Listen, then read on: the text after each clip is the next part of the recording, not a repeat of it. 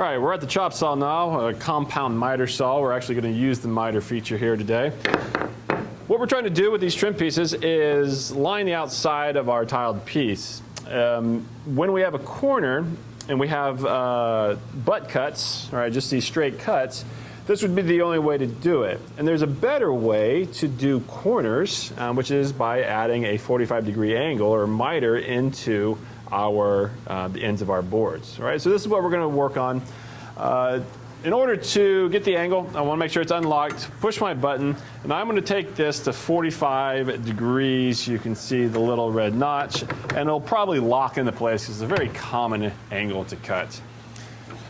And the way I want to start, I don't want to just measure my 13 inches here and go ahead and cut my piece. Miters need to be very precise, and because of this, you want to take a few steps and slowly get to a point where they're perfect.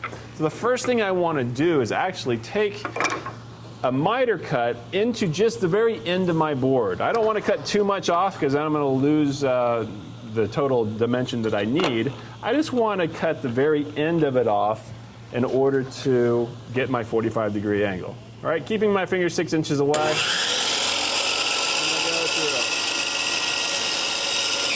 Now it is very important on this one to let that saw come to a complete stop, because if you bring this up, this is a very fragile edge. It can oftentimes be chipped away if that happens. All right, so I'm gonna go ahead and do 2 like this. Start at the top, line it up.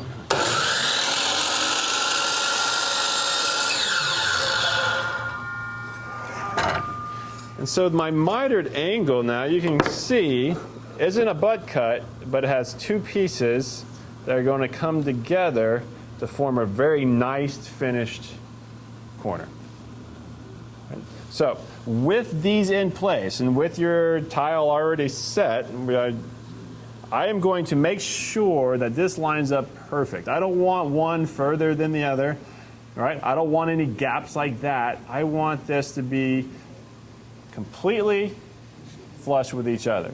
Right, and coming in at the exact same spots. Right. Once I've done that, I can hold one of them in place, and I'm going to come to the other side, and you can see I have all this extra hangover. I want to get a very accurate mark of where that corner is. Right. That's going to allow me to cut this at the correct angle. What I also want to do at this point is figure out which direction I want to put my miter. So for instance, there's 2 different directions I could do. I could go this way with my miter cut, or I could go this way with my miter cut. And I need to think through it like, okay, so which direction am I going to want to go if I am trying to wrap this corner? Right. And of course, this one would not work. This is the angle that I want to get, right? So I put that on there just as a reminder to myself of what I need to cut, right? I'm going to transfer that, the T-square somewhere over there. I'm going to transfer that over the whole length of my board. I'm just going to use a little speed square here. So here's my mark that I've made. Again, I want a fairly fine point on my pencil like we did before. But I want to know kind of where it hits the ends that I'm looking at. Right, because when I line this up, right, I'm going to want to be able to cut and see exactly where it hits the end, not the face. So I won't be cutting it like this. I'm going to be cutting it upright like this. And I need to know exactly where that is. Again, the angle of my cut is going to come this direction, and the cut line needs to land exactly flush with that mark right there. Right? So one of the tricks to this is if you're unsure, cut it long. Right? And so here's one of the tricks. So I know I'm a little long here. Right? I know this is going to cut it a little bit long, but it's better than cutting it short, because as soon as I cut it short, that piece of wood is ruined. You cannot use it. Cutting it long, I can get it dialed in exactly where I want it. All right, so let's cut this first step.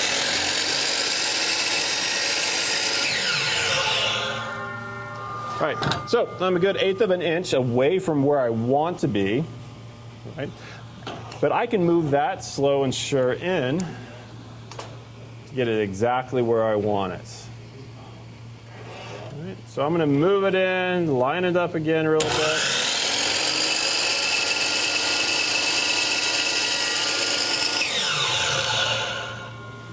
And it looks pretty good. There's the line I transferred across the face. And I'm going to go ahead and hold this up to my board now to see how it looks, right? You want to go back and forth on this several times. Line the one corner up that you're working with. All right, and I want to make sure, we can see this line coming up here. This line comes up directly with the edge of my board. Right? In this case, I can tell I'm a little bit long. I can see this extra edge in here. All that is going to expose. And so if you can kind of see what that's going to do to my corner, in here, I had this major gap and it looks terrible because I didn't cut quite enough off. All right, so this gap here, I don't want it. I want it to be nice and flush. So again, taking your time at the chop saw, you're going to be able to dial this in until it's perfect. All right, so I'm going to go down, put it back in place, and then I'm going to scoot it just a hair. I don't want even a full blade. And then I can take it.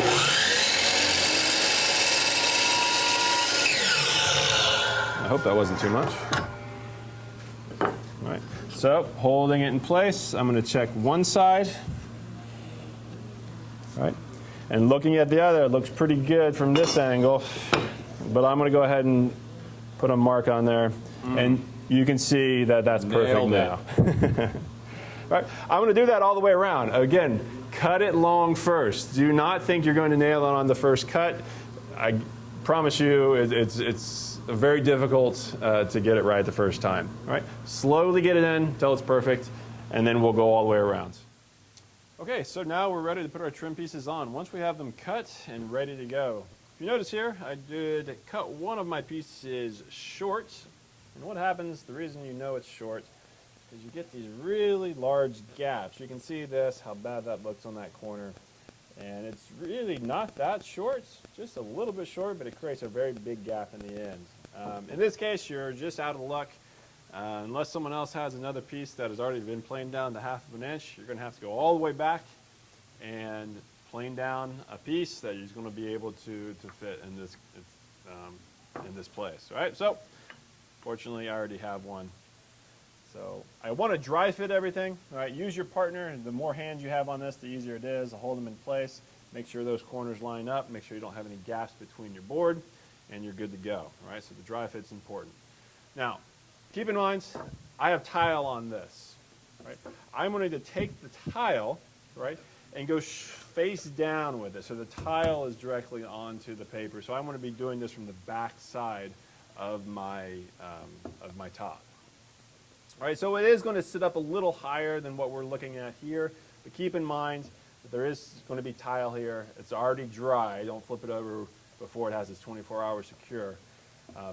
But there should only be about 1/8 to 3/16 of an inch of a gap here. If you have too much or too little like that, you did something wrong, come talk to the instructor. All right. So we are going to glue and brad nail this particular trim piece. I want to check to make sure I have the right size nails in. 1 1/4 inch. 1 1/4 inch in this case. And then I can attach my hose. Have my glue handy. Have my partner handy. Everyone's wearing safety glasses, especially with the nail guns. And I am going to have my trim pieces ready to nail on. Right, have them at a place where you can get the brad nailer in. So we're going to do a small bead, in this case, of glue. Oop, that's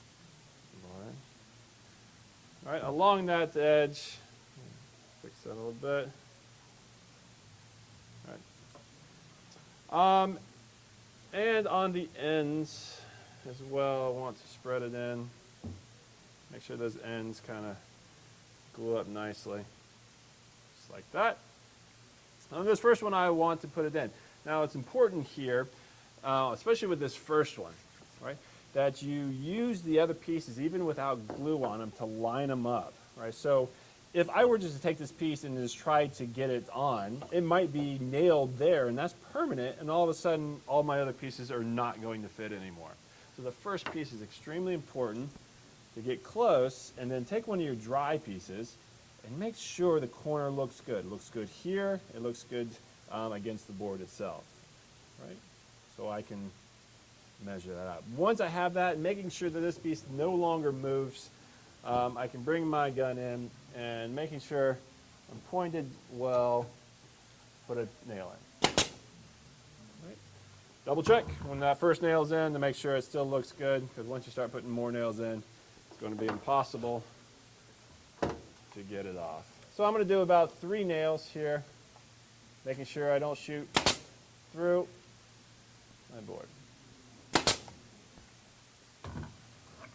Okay. Now, the other pieces should be a little easier because I have this one already set in place. I'm going to put a little glue on the ends. Make a mess. Just like that. Spread it around, especially the ends. All right. Line it up. Make sure that corner, and I'm going to hang it off the edge. Again, it's a little easier for me to work with that gun. Line everything up, make sure it holds in place. Make sure you don't have glue on your hand when you're playing with or using the guns. This is where partner comes in very handy. And making sure the corner's set. Nail it into place, double check your corner. Everything looks pretty good. Check this one as well. Pretty good. I got a little gap in there, about a 32nd of an inch, but I'm okay with that.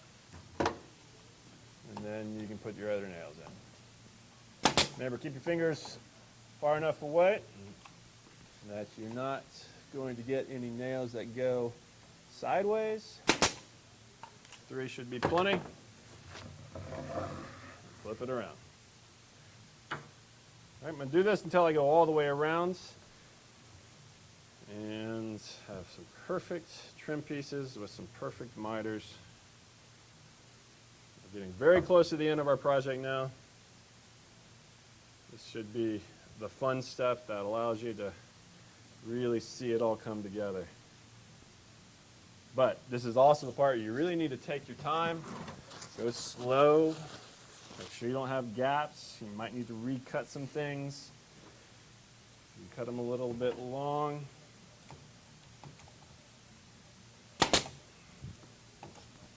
All right. I do have a knot here about where I wanted to nail. I never want to nail into that knot. I want to nail off to the side. When nails hit knots, they do crazy things. So.